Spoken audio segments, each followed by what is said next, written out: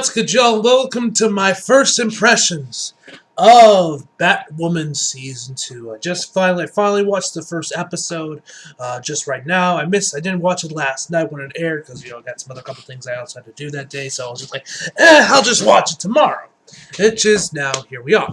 Now, as you guys know, Ruby Rose decided to leave the project for whatever reason, after season 1 had finished up. And so basically they were scrambling to find another Batwoman. They found their new Batwoman, yada, yada, yada, yada, yada. And here we are with season 2.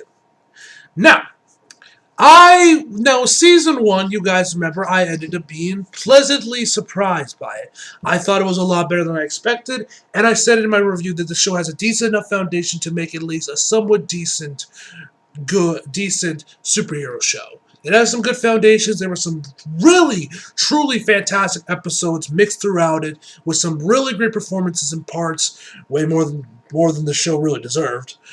And it had a good foundation for it to work.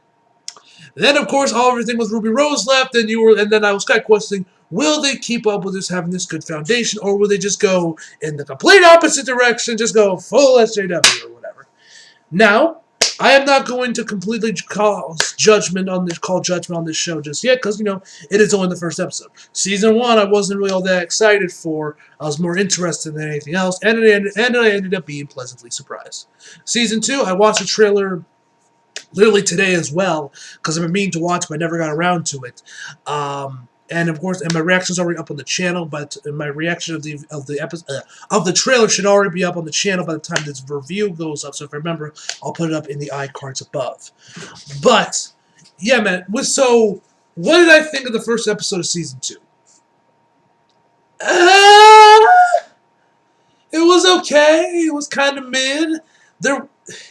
This episode, I would honestly say probably suffers from the same problems I had with the first 2 episodes of WandaVision. But with WandaVision, it's going to get better. And it's going to get crazy once we finally figure out what's going on. With Batwoman, I'm not sure it will. So, anyway, let's just jump right in. So, of course, the cast of Batwoman Season 2 includes Javisa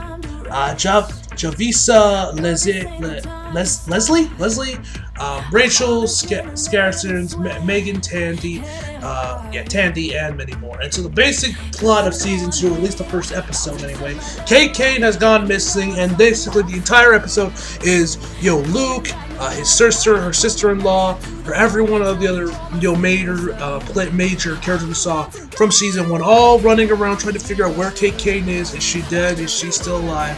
This, that, and the third, and we also get introduced to the new Batwoman, a woman by the name of Ryan, played by Jacia Leslie, if I'm saying her name right.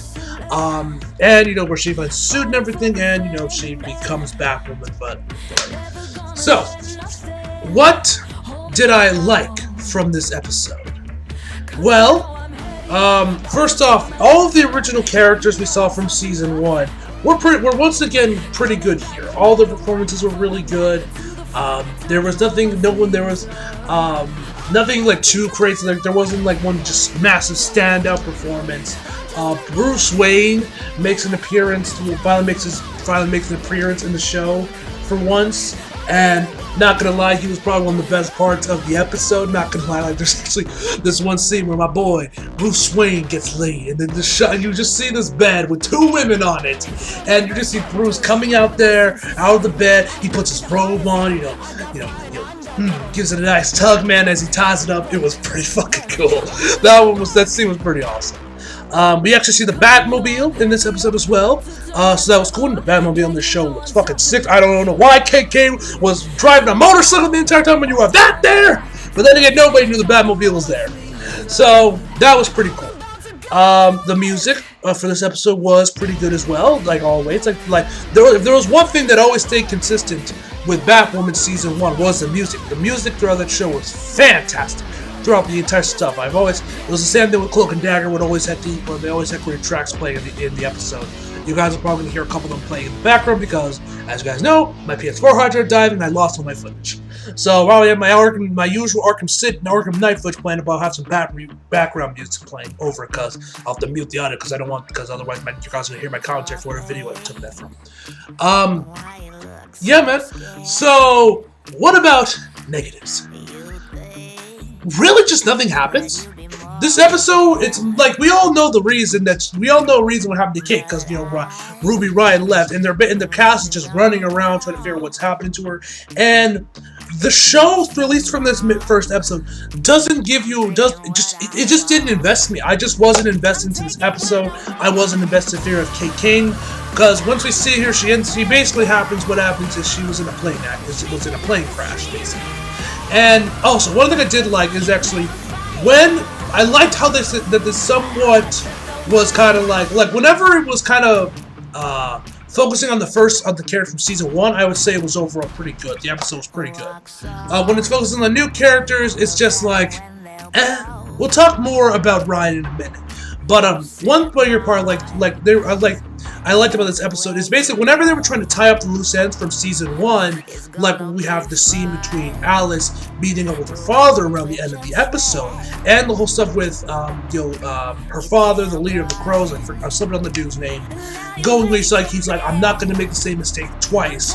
Of you left Beth to her own devices and thought she was dead, remarried and all that shit. I like that they didn't completely abandon that, and he was like, no, I'm actually going to look for my daughter. Even though, let's be real, they're probably going to forget about Kate Kane after this episode, because this whole episode is them basically explaining why Ruby Rose left the project.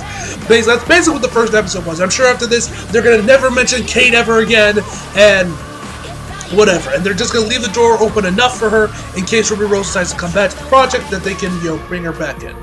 Because they never show us the course, they never give us a straight up answer if she's dead or not. But they left it ambiguous enough to try to keep that door open for Ruby if she ends up deciding to want to come back. Which fine, whatever. So. Now let's talk. So, like I said, the episode besides that, when we focus on the new characters, it just never once invested me. Ryan as a character, I thought she was fine, if a bit samey. Like we've seen this before. She's she's like a convict. She was convicted of a crime she didn't commit, and she can't find a job. She's living out in her car. This, that, and the thing. Pretty generic, and she also knows karate. How, they never tell us. She just knows it. Because she's meeting with a parole officer, and she's like, oh, surely there's a dojo that wants to hire you, yada yada yada. Yeah. So her character is just very samey and generic. We've probably seen her we've probably seen this out of character in a superhero movie or comic book or whatever a couple times. Nothing too. Now that could change. I might decide to love her as the series goes on. We get more character development for her. Her performance, what was her name again? Jasia did a pretty good job, all things considered, throughout this episode. When we saw her backstory and how her adopted mom died and all that shit. Her performance there was pretty good. But like I said, there was nothing in here that really kept me engaged throughout the episode.